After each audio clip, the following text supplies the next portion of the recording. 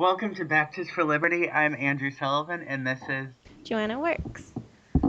Okay, so I guess we'll start with what happened this week. There was 3 conferences, I think, here in Michigan. oh Um, wow, yeah, one of them was the Trail of Blood. I think it was the church in Wyandotte, Michigan. Had 3 or 4 nights with Brother Bob Jones presenting the Trail of Blood, and we didn't make it to that one because we were at Mount Morris, which was Tuesday, Wednesday, and Thursday. It kind of overlapped a little bit. So, and that one, let's see, how many preachers? See, we had, I think, 14 different preachers and messages. oh wow. Yeah, Sounds like a full day. it was because we had 2 on Tuesday and then 6 on Wednesday and 6 on Thursday. So, yeah. A lot of good messages. I'm going to go ahead and put the link to the church's website where they have the audio for those sermons onto the description of this video. I encourage anybody and everybody to listen to those. Are they up? Let me, you know what? They might not all be up yet, but I think at least Tuesday nights would be up already. Oh great. Yeah. Um, Last year they had them up like almost right away. So, yeah. Also, just this morning, I saw a news clip. There was an earthquake in Nepal, and so far the death toll was 900. Oh my. And there's still people buried under the rubble, and they already had aftershocks, and they're expecting more aftershocks. But because like the initial earthquake was a 7 point something, then the aftershocks were, I think it said 6.6. So even Oh the wow. aftershocks are going to be some very serious earthquakes. So I'm just requesting prayer for the people there in Nepal. Oh, absolutely.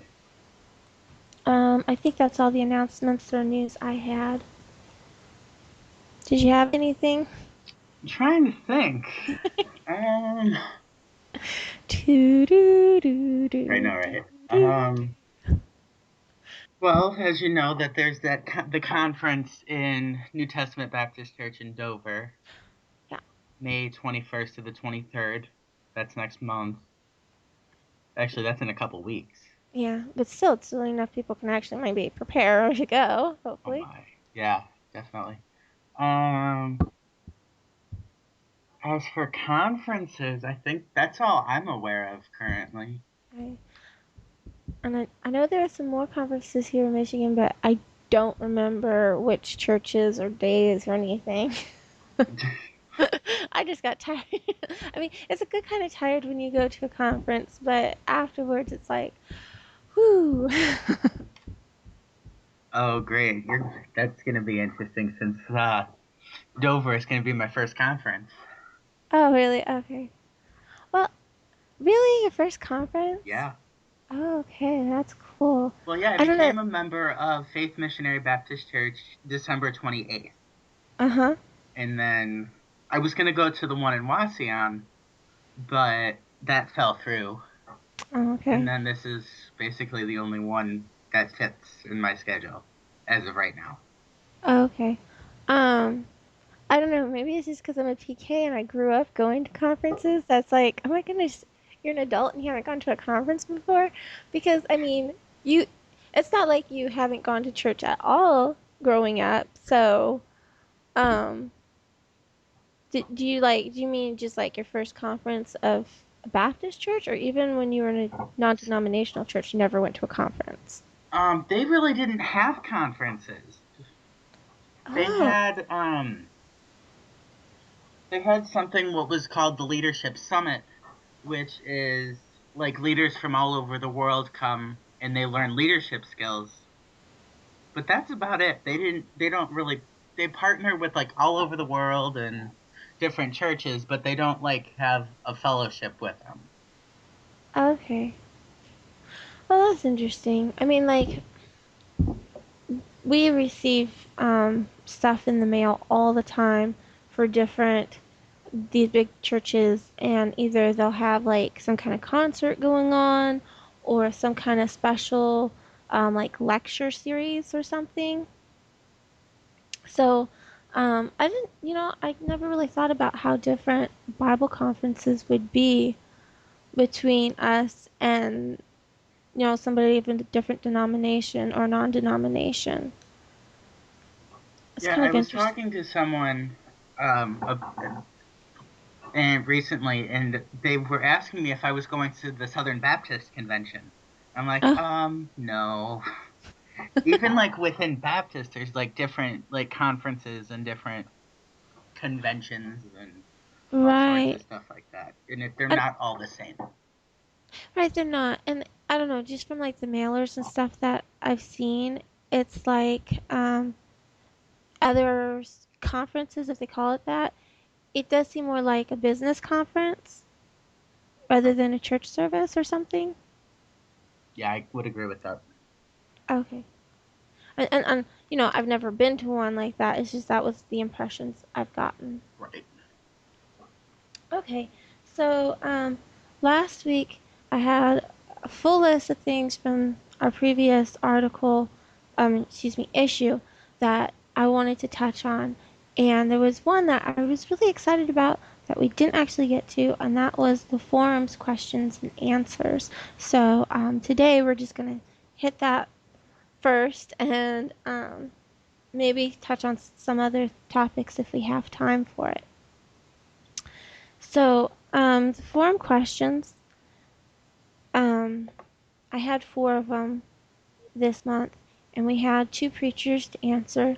And the forum, for any listeners who are unfamiliar with this, it's just a column in the newsletter where I ask different questions, biblical and political, to a group of preachers. And I think I have about 12 different preachers that I send the questions to, and just whoever can fit it into their schedule or feel led as the Lord to answer will send in their responses, and they're published into this column. So, since our theme again this for March and April was on strength, then the questions was first, what does it mean for a nation to be strong? Does it matter if a Christian lives in a strong nation? The second one was, what does it mean for a Christian to be strong? The third one was, what are the principal traits of a strong character? And the last one, number 4, would you mind sharing a personal example of weakness, but the Lord lifted you up? And I appreciate that, the preachers didn't shy away from this fourth one. Sometimes we think, oh, our preachers, they have to be perfect. Well, one of the great examples that they can set for us is in the humility and willingness to share that they're not perfect. And this is the Lord working through their lives. And so I was very thankful for the answers that we've gotten on these questions. Did you have any thoughts or comments on the questions themselves, Andrew? Um, I thought they were pretty straightforward. Before we get into the answers that we have, I thought maybe we would discuss these questions. I don't like maybe just any thoughts or Okay. anything you might have on those. So the first one, what does it mean for a nation to be strong? And I guess I could have broken this question up into two parts because it does have two parts to it. And then the second one is also very similar. Um, but I think a lot of times in the news that we hear, especially during the political season, they talk about we want strong leaders and we want to be a strong nation. I mean, here in the U.S., that's some the big things that a lot of people repeat the rhetoric in the news, whether they're on the campaign trail or they're in the media covering the campaigns and what's going on. And a lot of people bemoan that the U.S. has become a weaker nation. So I wanted to address what does that actually mean, though, in a biblical sense, to be a strong nation? And as Christians, it doesn't even really matter to us if the nation we live in is strong. Because I think a lot of times people intertwine Americanism with Christianity, but there's Christians around the world. And Americanism and Christianity are not synonymous. So if we get back to biblical principles and what this Bible tells us, that's going to be applicable no matter where you live. So that's my purpose and reason for asking that Well, I was question. just Do you have thinking any that thoughts? the first part, what does it mean for a nation to be strong? You kind of think of like nationally, like the bigger countries, like the United States, the UK, Mm-hmm. uh, Russia, China, but they all coincide with leadership ability. And it's interesting Right. to think of it from a biblical and Christian perspective because that it's just very different. I mean, especially like places like Russia and China, they're Christ the percentage of Christians are not as high as they are here. So, Right.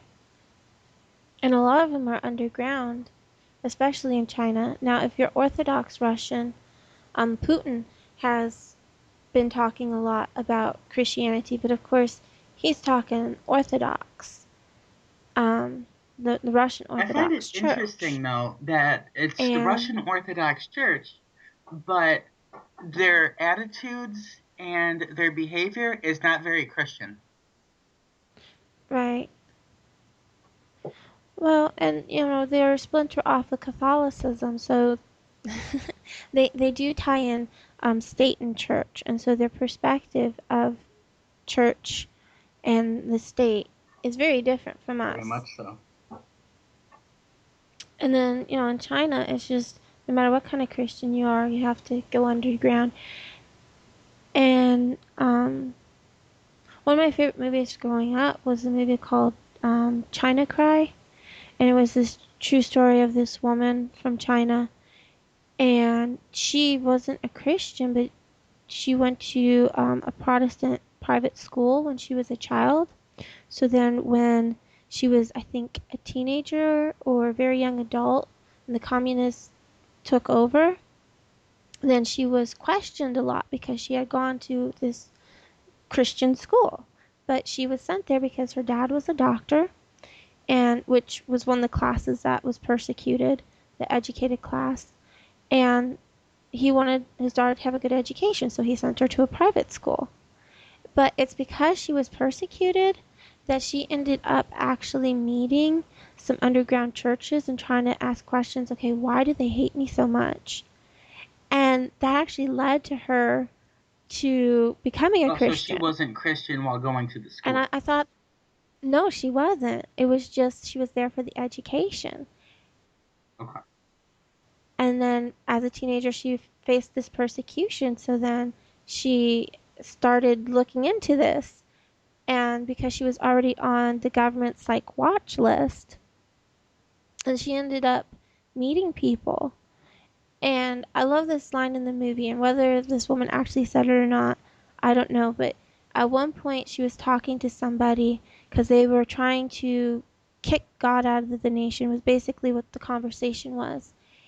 And she said, if capturing God is like trying to capture the wind, it's impossible. You can't see it, but you can feel it.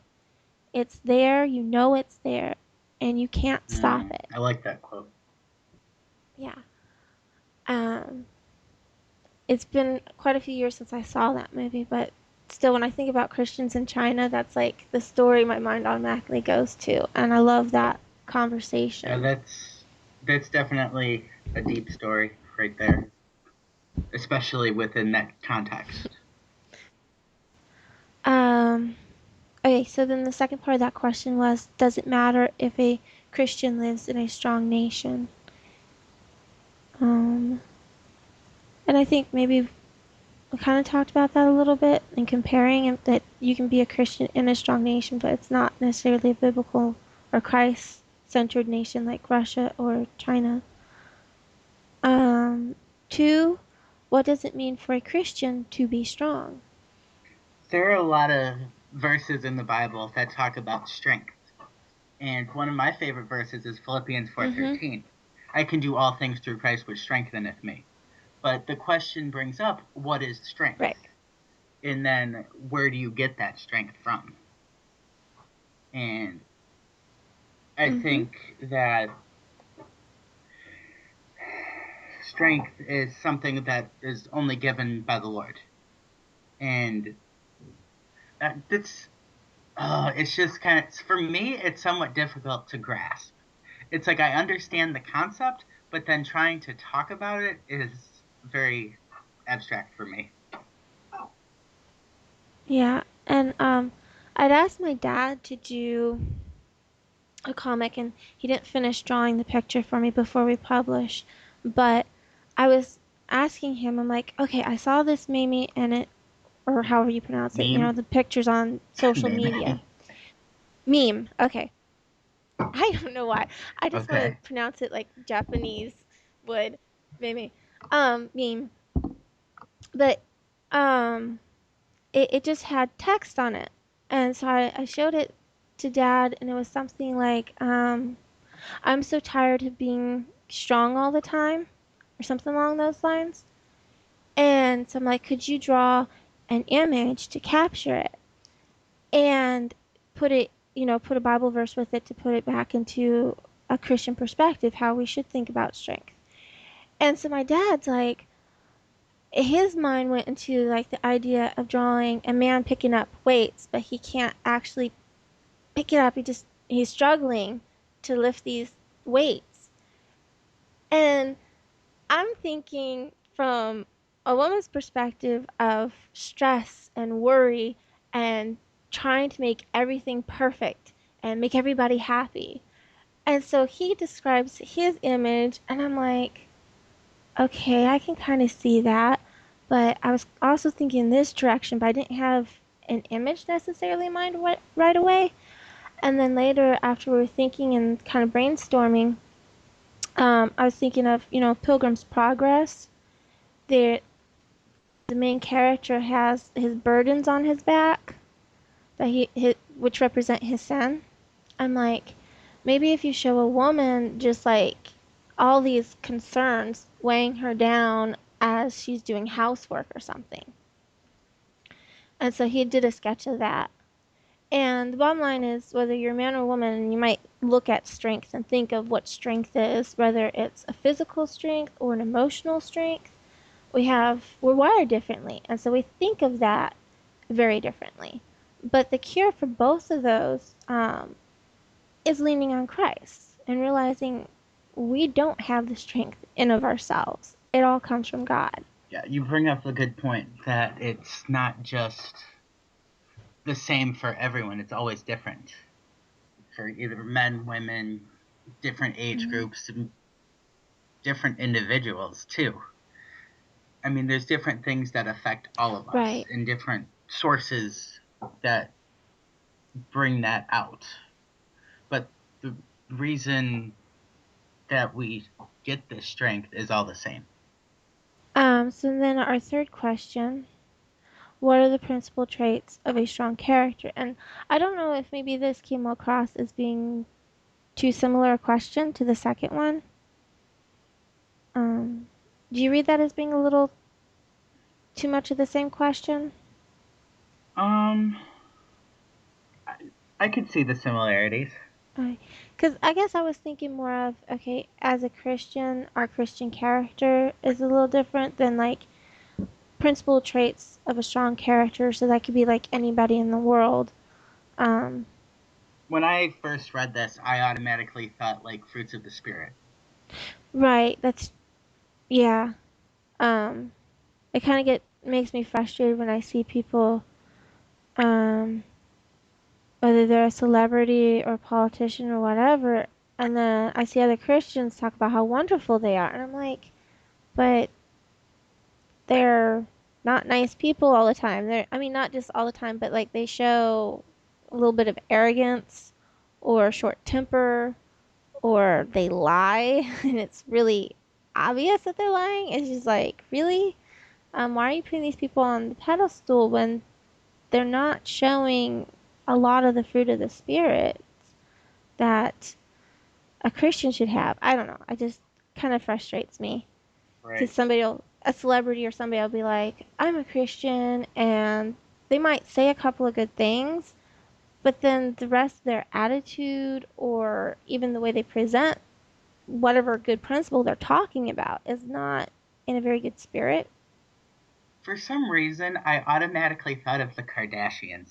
I didn't even know if they claim to be Christians. Right? They are. Well, they say they are, but their TV show and the way they represent themselves isn't very Christian. Wow. Especially the one daughter getting pregnant by the same guy out of wedlock, and Oh. then what Kim Kardashian and all of her scandals and Playboy Uh, and then all now of Bruce Jenner and all that nonsense. wow. See, I don't know because like I've heard their names and stuff. I know they're in magazines. Um, I had no idea that they claim to be Christian at all. Yeah, well, I mean, I maybe watched like one or two episodes of their show, but I don't care for them. But when they're like at the table and everything, they'll pray, and if they try to like ask if someone is, you know how people would say, oh, you swear to God or whatever, Oh, they would say Bible, mm. and just a lot of their conversation and demeanors are not Christian, but they have like hints of it in their show, and Oh wow. yeah, it's really weird, and See, that's reality TV. yeah, reality TV, which by the way is very heavily scripted. Yes, yes. It drives me crazy. I'm like, oh my goodness, that is so scripted. You can tell they're reading a script right now. Why do they call this reality TV? It just really irks me. I mean, they're real people, but if Yeah, they're it's a they're script. they're real people, but like, okay, I just watched John and Kate plus 8, and I thought that they were really solid on certain things. Um, and they would talk about the Lord and being Christians, and she didn't want to have an abortion when she found out she was pregnant with 6 babies all at once. And I thought, okay, they started out as being a pretty good example, but then they show like I think this show becomes a downward spiral. You see how they're trying to create drama to keep the TV show going, and it started out as a good idea, just showing this family and how they live and take care of so many kids, and especially them being so close in age. So it's not like you have older ones to help with little ones. Um, and I think the concept and stuff started good, but then you see what constantly trying to perpetuate the show. They had to create drama, and then I think that really helped rip them apart. Oh, I agree. I think that the media and the producing of the show is what caused that divorce.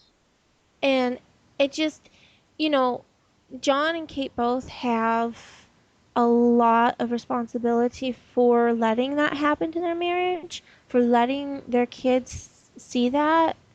And now their kids think being on TV and stuff. I mean, when are they ever going to have privacy or, um, I don't know. I just see that as being a very unhealthy environment to perpetually be in. Are you saying all reality TV shows? Because I I'm think thinking of the 19 I Kids and Counting now.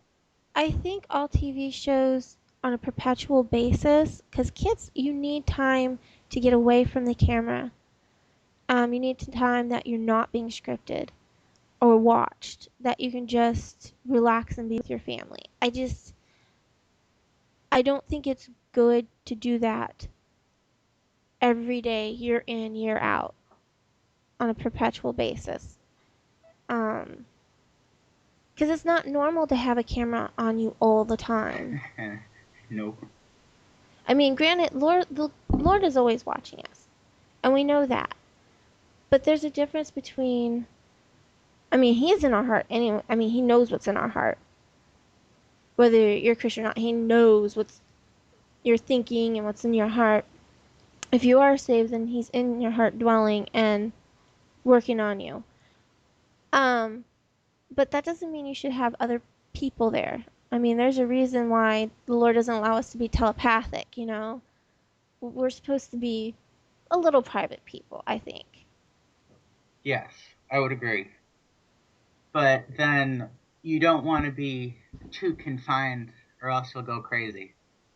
Well, right. I don't believe in isolation either. I mean, it's like, okay, when you're talking about grace and election, you can't don't jump off one side of the bridge to keep from falling off the other one. You know, you have the hard shells and then you have your free will. No, there's a straight and narrow path. There's a balancing act with almost everything in life. You don't want to go from one extreme to the other extreme. Right. But wow, we really like ran around and weren't even on topic at all. Oh well, that's okay. I'm sure people will get something out of this. Yeah, I mean, well, and my mom and I had been talking about the Duggars. I don't know. I guess it's been a few weeks ago.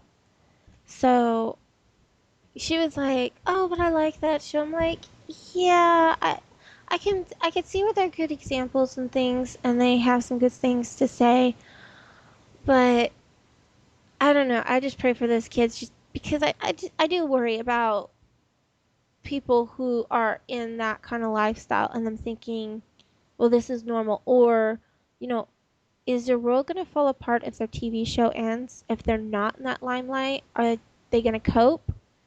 Um, When you say lifestyle, are you talking about like the reality TV lifestyle or the fundamentalist lifestyle? I'm talking about just the lifestyle of having a camera Okay. on you all the time.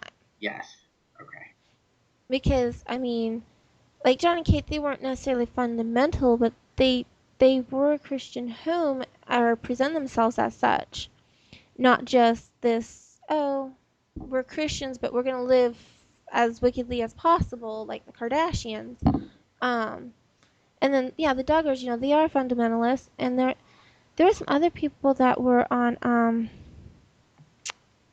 what was that TLC that you know they had a TV series where they would go into different families and that had large families and see how they lived and things. Most of them were Christians, and I thought that was nice because they didn't dwell on just one home constantly, and they might revisit a family every once in a while, but it was a shorter season, and they didn't like stay on them constantly. It was okay. How did you get to this point?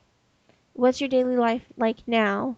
And then be with them for like a couple of weeks to make one or two episodes, and then they would go away for a year or two and then come back and see how they were doing again. And I thought that was more healthy because that way, as viewers, we got to see these people and we got to see different kinds of families that had large families. And so it wasn't, oh, if you have a large family, you have to do it this way. You know, this is like the only way to do it if you have a large family. No, you saw that there was different kinds. And that was kind of interesting. And I felt like that was probably more healthy because then the kids, you know, they might show off with the camera or be shy for a little while and then warm up a little bit towards the end. But they didn't have that perpetual being watched and no sense of real privacy or um, family time really was family time. It wasn't family and then the world watching you. Right. But how do we know that it's like going on like every day? Because I heard in an article with the Duggars that the cameras were only there like 1 or 2 days out of the week. Oh, okay. But I'm not 100% sure about that. And like with the Duggars, okay, it's been a long time since I watched them. I think they were at 17 Kids the last time I saw one of their episodes, but it was like they were doing this huge special. They were going on this family vacation, and they had, I think, like two large vans to carry everybody in, or maybe it was three, I don't remember. And then I think they had a trailer hitched to one of them just Oh, with is food that the one where stuff. they went to Tennessee? I think so, and I think they were gonna go to the Grand Canyon too. I might be wrong because I didn't see the full thing, but they had like a couple of different stops that they were going to go to. Oh, okay. I've vaguely remembered now. I like that was a few years ago, but um, and and I know the Duggars, they've been on TV for quite some time, and they've done well, I think, in adjusting. Um, and maybe they set a lot better standards and boundaries. Maybe they are smarter than some of these other TV families, and that's maybe one reason why they're able to continue for as long as they have. I'm surprised that the TV show is on still because of their traditional values. Um, I'm not, because we still have a lot of people who are interested in those things. Um, we have a lot of Mormons out there. So they do create a market for TV shows like The Duggars. And having a show like The Duggars does create kind of controversy, which helps the network bring in people to watch some of their other shows.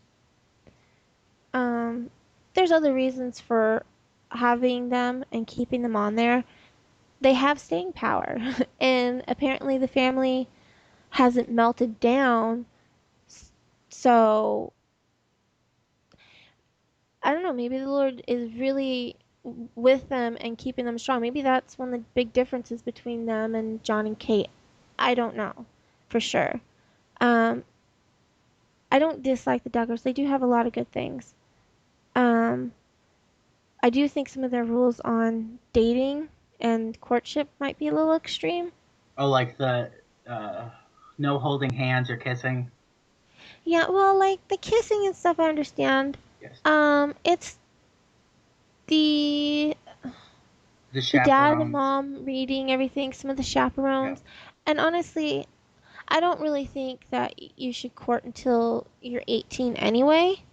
And if you trust your daughter or your son, you should give them a little bit of leeway, because they are adults, and if you've raised them right, you should be able to trust them. Right. If you are doubting your kids, there should be a reason why you're monitoring them. I think if you monitor them, it should be because they earned your distrust. But that's just what I think. Yeah, they in their show they talk about how they trust their kids and all of this, Mhm. and they're very they're like I what is it called, like eyes in the sky or whatever, Mhm. and they're always like watching over their kids up until they get married, and then it's like all of that just stops, Right. and it's like they haven't really experienced being alone or having that trust. Right. And if you're okay, I'm not a parent. I'm a kid, so yeah, well, I'm not a kid, but I'm somebody's child. Let me put it that way. Um, so I'm looking at it from that perspective, but I've taken care of kids, and I just feel like if your job as a parent is to get your child to teach them responsibility, to teach them about the Word of God and why we believe what we believe, and pray for them that the Lord would save their souls. And, you know, especially if your child has made a profession of faith and you believe the Holy Spirit's leading them, why do you need to continue controlling them? That's a good point. Let the Lord lead them. If you believe that they're genuinely saved and that the Lord's dwelling in them and that you've already taught them, what you were supposed to teach them, then not all at once, but little by little, you give them more responsibility. You give them more um, privacy because you do trust them. And then as they've proven that they can handle that, you give them a little bit more. Just like you're teaching them anything, whether it's math or reading and writing. You give them the fundamentals, they learn the basics, they prove that they're ready to learn the next step, you give them that next step. Trust, respect, responsibility, it's the same way. Right. I agree. So, I don't mean to be like really harsh on the Duggars. Like, usually though, when I think about the strong characters, because what got us off on this topic Bringing back around. was, yeah, what are the principal traits of a strong character? And we're talking about the fruit of the spirits, and both of us thought about that with regard to this question. And for my mind, and this is one reason why the question was in my mind, was back in 2012, and I'm seeing these Republicans in the debates, and they're all running for the Republican nomination for president, and all of them claim to be Christian. All of them claim to be godly people, to love the Lord, and yet most of them had haughty spirits. They lied, they manipulated, they didn't represent um, Christianity very well, and they didn't show forth the fruit. And some people would be like, "Oh, but I like this person because he's a Christian." Well, yeah, okay. Santorum, he's a Catholic. He represents a lot of strong family values, but he had a very haughty spirit. He went out making fights. There's a difference between standing on principle and doing things to make people angry. And he just he did not have a very godly spirit. I didn't see the fruit of the spirit in him. Some of his platforms and things that he talked about, I might agree with, but I'm not gonna. I don't feel like I can, in good conscience, vote for somebody who shows um, a contempt for the fruit of the spirit, for meekness, for humility, um, for truth. It's like, no, I don't trust you. Yeah, and especially within like the political arena, there's the Christianity or religion, and then you have politics, and Mhm. then they don't mesh well, especially when power gets involved. Yeah. I mean, and yet the scriptures tells us in Proverbs, the people rejoice when a godly person is in power or rules. And the Lord could lead a godly person to be in office. But obviously the people that we have in office, I mean, whether it's the king or it's an elected official, they really do reflect the spirit and the attitudes of the people. Um, because if they don't, I mean, even a king can be revolted against. Yeah. um, they do reflect who we put. I mean, and sometimes you look through history, we had really terrible dictators and leaders. Why? Because people had a revolutionary spirit and they revolted against them, and the person that they put in that place reflected that spirit. And a lot of times throughout history, it's the results are not good. Look at Chairman Mao. We were talking about China earlier. That was a very bloody revolution, and the Chinese Revolution kept perpetuating itself because Mao knew that the only way to maintain his power was to constantly revive that sense of revolution, to keep people torn apart and fighting amongst themselves. So we do have to be careful with the idea of revolution and what spirit we're doing that in. Yeah, it's a matter of discernment and knowledge and wisdom. Mm-hmm. Trying to, And wisdom. right. Yeah. You can't have knowledge without wisdom. Well, you can have book knowledge, you can have facts and figures type of knowledge, and not have wisdom, because wisdom is the ability to apply it correctly. Okay, yeah, well, that's true.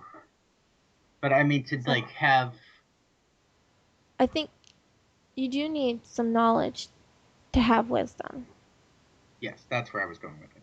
But wisdom comes from the Lord. I mean, Proverbs is great. Like, keeps reminding us that just like James says, all good things come from above, all good gifts. Wisdom is a gift that you ask for, and the Lord will give it to you. If you're one of His and you're asking Him for wisdom, He'll deliver that. And it's the one thing that we can't hurt ourselves with. You can hurt yourself with knowledge. You can learn how to make an atomic bomb and hurt yourself with That's a that little kind of extreme. knowledge. But you can't hurt yourself with wisdom. True. And you don't hurt others with wisdom either. Yes. And then our fourth question was, would you mind sharing a personal example of weakness, but the Lord lifted you up? I probably should have worded that question a little bit better, but I think it still gets the point across. Okay, so now I guess I'll read through what our answers and responses were. And our two respondents this time was Brother Jason Schultz, who's associate pastor of Beverly Manor Baptist Church in Washington, Illinois. He's also a dean of, forgive me, I forget the name of the college there that's out of their church. And then Brother Todd Bryant, who's the pastor of Sovereign Grace Baptist Church in Northport, Alabama. Read Brother Bryant? Yeah, you can read Brother Bryant's and I'll read Brother Schultz. So for the first question, again, it was, what does it mean for a nation to be strong? Does it matter if a Christian lives in a strong nation? And Brother Schultz said, the Old Testament speaks of the strength of the nation of Israel as they rest in the strength of the Lord Himself and the Word of God. For example, when Joshua assumed leadership of God's people, he was told several times in Joshua 1 to be strong and courageous. Yet that strength was clearly not in himself, but in the Lord and His Word. He quotes Joshua 1 verses 7 through 9, only be thou strong and very courageous, that thou mayest observe to do according to all the law which Moses my servant commanded thee. Turn not from it to the right hand or to the left, that thou mayest prosper whithersoever thou goest. This book of the law shall not depart out of thy mouth, but thou shalt meditate therein day and night, that thou mayest observe to do according to all that is written therein. For then thou shalt make thy way prosperous, and then thou shalt have good success. Have not I commanded thee? Be strong and of a good courage. Be not afraid, neither be thou dismayed, for the Lord thy God is with thee whithersoever thou goest. The Lord Himself is the only source of true strength. This is true for nations and individuals alike, and since a nation is a collective of individuals, it takes personal faith in the Lord Jesus for national strength to be displayed. The second part of this question asks if it matters if a Christian lives in a strong nation. To that I must give a perhaps surprising but emphatic no. Of course we would all like to live in a nation of strength, and certainly we Americans are blessed to have a degree of religious freedom, but I would encourage you to consider the Christians of the New Testament. You'll be challenged to find even one that lives in a strong nation. Individual strength comes from the Lord, Ephesians 6:10. Individual Christians may serve God resting in His strength regardless of the earthly power of the nation to which they belong, whether it be Israel, the Roman Empire, or the United States. Now, this is Brother Bryant, and he is the pastor at Sovereign Grace Baptist Church in Northport, Alabama. And it starts off by, blessed is the nation whose God is the Lord, the people He has chosen as His own inheritance. Psalms 33:12. First off, the United States is not Israel. We are not God's chosen earthly people. We are not God's mouthpiece on earth. The church is. Though Americanism may lead us to believe we are the greatest nation on earth, I have a feeling many believers in other countries would argue that point with us. The nation that is strong has God as the Lord. Psalms 33:12 could not be clearer. The U.S. does not have God as their Lord. The vast majority of American citizens are unbelievers. There is merely a remnant here. This is much like every other country on our planet. So, at least biblically, we are not strong. It's not high taxes, government-run healthcare, and government spending which has made us weak. It's the fact that God is not recognized here by the majority of our citizens. Until that is corrected, nothing else really matters as far as the political climate goes. But still, we do have some freedoms. We are today still free to worship. There are no restrictions on churches that carry forth the commission. We can evangelize our communities by sharing the gospel with whomever, whenever. The question I have is, why aren't we? The rights we supposedly love seem tossed by the wayside in the most of the Lord's churches today. We aren't even attempting to make an impact in the very place the Lord has placed us. Oftentimes, we haven't even tried to reach those on the actual street the church is located on. Does it matter if a Christian lives in a strong nation? Well, only if we take advantage of the rights we have. If we don't, then it doesn't matter. Okay.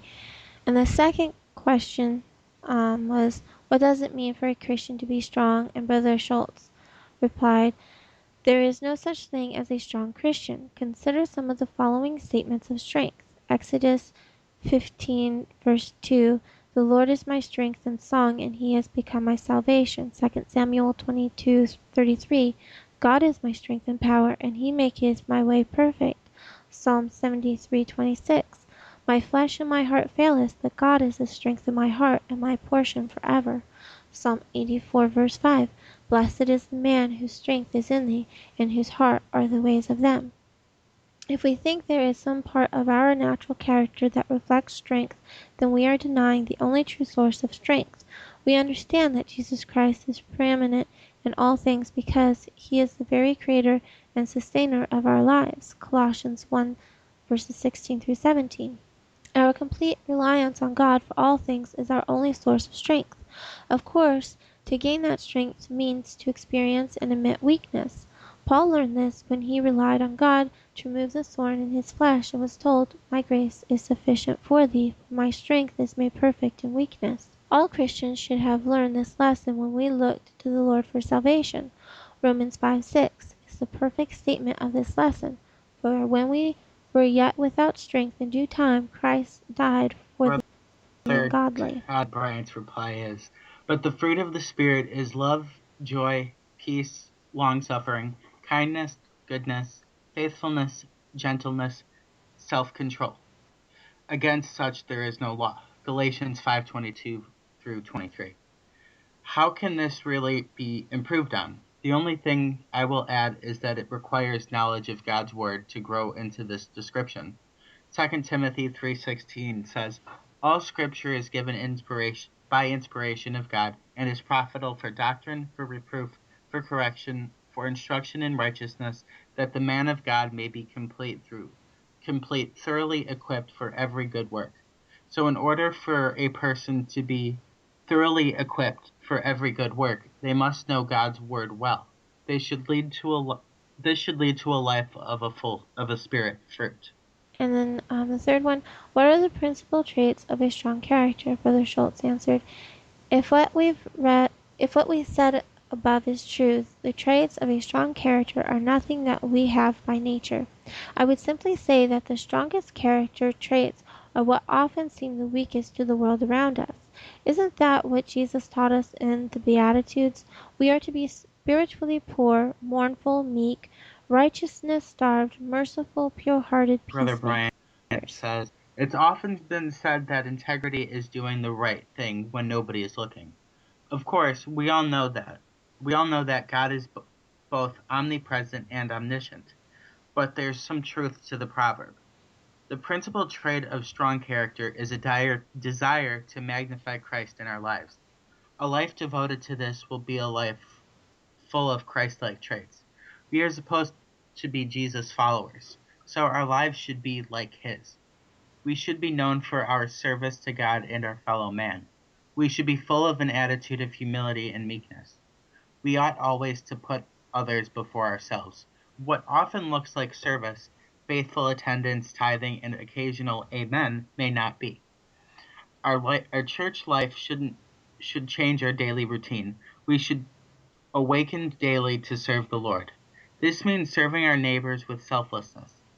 Even if our neighbor is opposed to us, we are to do to them. See that no one renders evil for evil to anyone, but always pursue what is good both for yourself and for all. 1 Thessalonians 5:15. And then finally, would you mind sharing a personal example of weakness, but the Lord lifted you up? And Brother Schultz said, when my wife and I determined to adopt children, we chose to go through foster care, understanding the scary and uncertain nature of that system. We heard the horror stories. We knew that the first goal for any child in foster care is to be returned home. We went through foster care training, received certification, but always trusted God. On a busy Wednesday afternoon in September, I got a call at work from a caseworker who said they had a little girl who needed a home and asked if we would want to take a little time thinking about it. She didn't know or understand God had already made the decision for us. We had put the future into His hands and asked Him to bring us a child. Okay, I'll give you a little time to get ready, the caseworker said. We'll be there in about an hour. Biologically, parents are generally given about 9 months to prepare themselves. That's 3 full seasons of a year to decorate a room, buy baby clothes, and pick out names. Our timing would depend mostly on how much traffic was on the 20-mile stretch of road between her office and our home. We trusted God. Over the next several years and 2 more little girls, we not only went through the process of parenting, but to add on familiarity with the court system. The legal wrangling that ensued was out of our control. Court hearings included attorneys for the state, attorneys for the social services, attorneys for the birth parents, and even court-appointed attorneys for the children. There is only one interested party that isn't allowed representation, my wife and I. It was a lesson of excruciating weakness, yet it also taught us to trust God. After all, what else could we do but bring our petitions to the Judge of all? The process was not easy. It was, we decided, God's way of allowing us labor pains to prepare to perhaps appreciate our family even more. But ultimately, I praise God that in His strength He brought Himself glory through blessing us with children who are Now, now Brother officially Bryant's legally example. ours. My life is a living example of this, really. Prior to knowing the Lord, I was quite the scoundrel. When the Lord saved my soul, my life was an imminent train wreck. The people I had counted on for several years, the people I loved, the people I called friends, all slowly and steadily left me behind one by one. I'm thankful that the Lord placed me in a strong family and a strong church. I had a haven, but it didn't take away the immediate sting of broken friendships. Looking back, I can see the Lord's hand. He ended the job I had and immediately opened another. Knowing I had struggles, God opened doors that made things easier for me. I never had any desire to be a pastor prior to being called. I was the kid that didn't want to speak in public. I was happy just being one of the guys. I was satisfied teaching an occasional Sunday school class, and I was really outside of my comfort zone even then. But God gave me the desire and worked in me an ability to reach people that I never knew I had. It's Him, not me. I could spend pages sharing how God has helped me at times when flesh struggled with sickness, death, budget, children, etc. But again, my entire life is a picture of God's grace. And I really appreciate those answers from them. I like the Bible verses. There's sometimes like with the second question, what does it mean for a Christian to be strong? And Brother Schultz gives quite a few good verses. And you mentioned, there are a lot of verses on the word strength. And our source, is God. We're not going to find it of our human nature Nope. inside A of lot of people ourselves. think that we can, but really, it's up to the Lord. Yeah. I don't know. Do you have any more comments on the actual answers Um, from Brother I would Schultz and like to Brother say thank Bryant? you to them for sharing their stories. I don't know these pastors Absolutely. personally, but this gives me a glimpse into their personal lives, and it just like you said earlier, it shows that pastors are not just put on pedestals and don't sin or don't have moments of weakness. And this goes to show that pastors are human and just like the rest of us. Yeah, they have their struggles. Um, there are certain qualities that pastor has to have. in order for them to be qualified to lead the church. But they're still flesh and blood, and they still have family struggles, whether it's adopting a child, like Brother Schultz, um, or maybe before they were saved, they had to go through some trials that, the Lord's going to use that to help them be a blessing to other people during their ministry. You know, preachers aren't all cut from the same cloth either. They're different because Yes, they are absolutely. individuals. And I'd also like to comment on Brother Schultz. He had written an article on God the Father's love for us and adoption, and comparing that with his own experience of adopting his three little girls. And you know, when you choose to adopt, that's a child. You can't break their plate.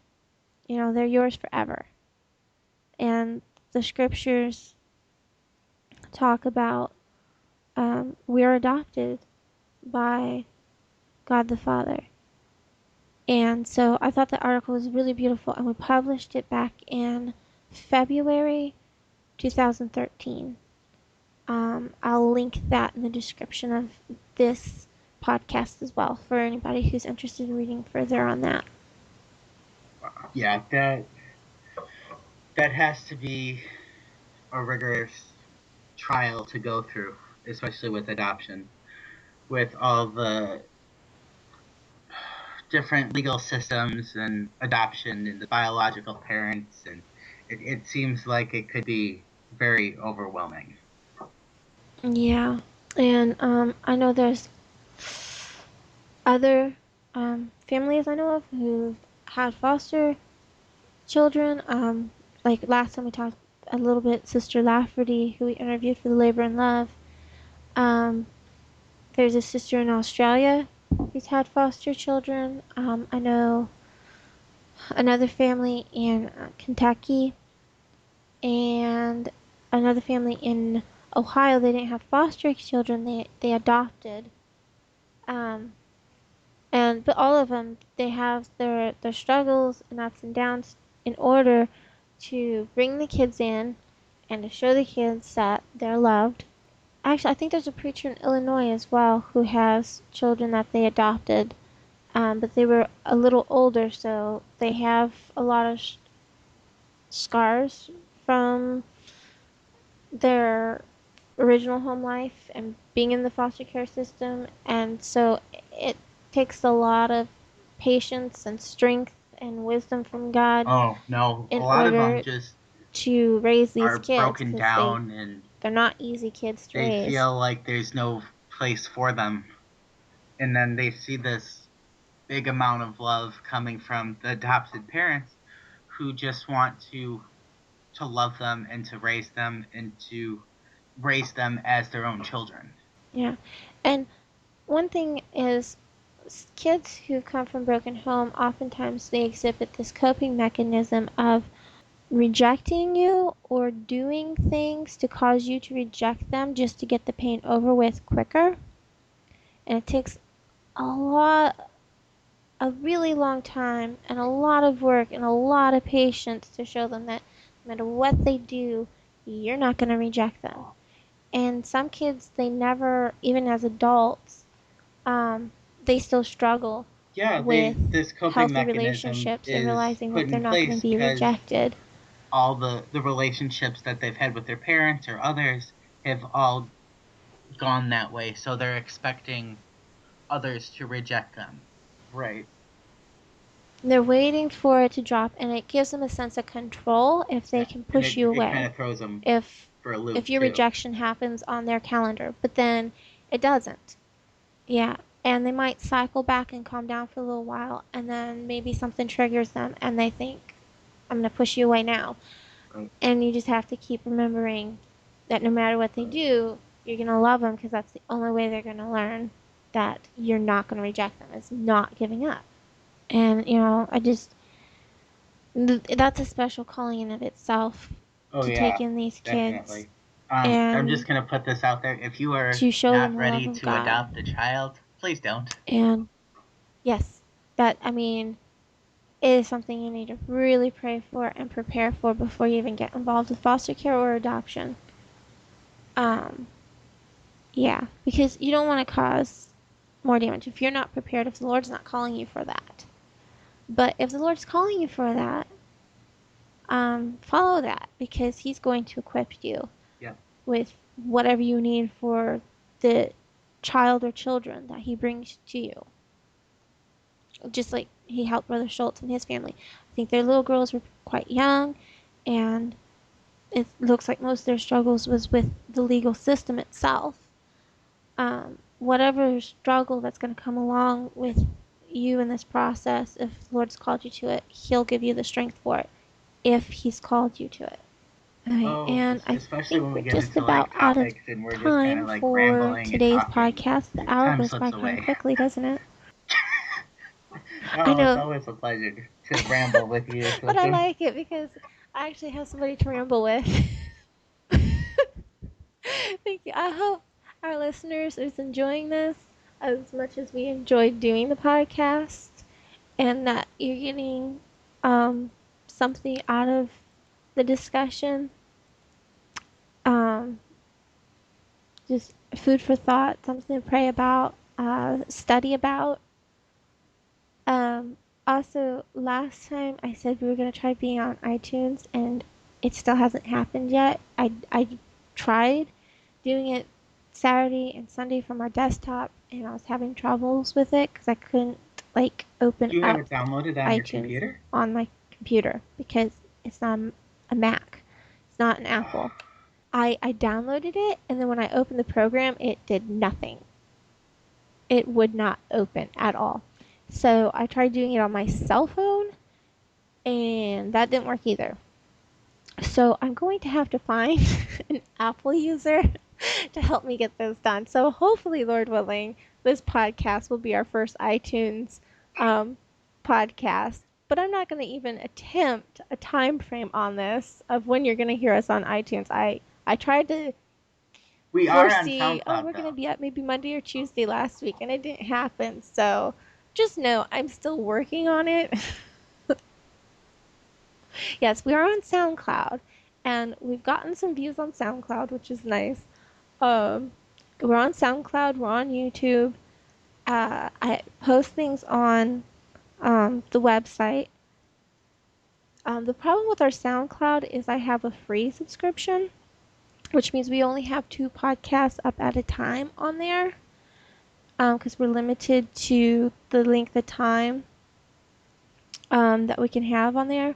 And I'm going to probably invest in getting a subscription to SoundCloud soon. But for the Ooh, I did time not know that.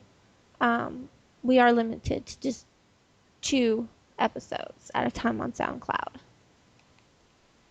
Yeah, I've invested a little bit of money into Baptist for Liberty here and there as I can, and I just haven't been able to do that one Also, just yet the this because it's podcast going to be on will a be up monthly on my basis, and I blog have to figure out that into as my well monthly as budget. the link to the Baptist for Liberty SoundCloud. Okay, good. Um, so yeah, if the link to the SoundCloud goes dead, it might because it just um you can't view it anymore because I uploaded another one. So Oh yeah, that's right. We have the yeah, that's one YouTube reason why we also have too, it up on or YouTube. It's just YouTube so that we account, have a whatever. permanent location as well. Yeah, and I know most people don't look for podcasts on YouTube, but it's just like the cheap and easy way that I have a permanent means of hosting it online. So until I get the SoundCloud subscription. I do. Okay, so I I think that's am. I did it it right for before. If I now. can Did you find have this, a the Bible verse darn maybe we thing. can close with? Okay, I know. Yay, you're I prepared! did, and I know what it is. It kind of goes along with strength. Where did it go? It is Isaiah Okay. 40:31. But they wait upon the Lord. But they that wait upon the Lord shall renew their strength. They shall mount up on the wing Let me restart this. But but they that wait upon the Lord shall renew their strength. They shall mount up with wings as eagles. They shall not run and not be weary, and they shall walk and not faint.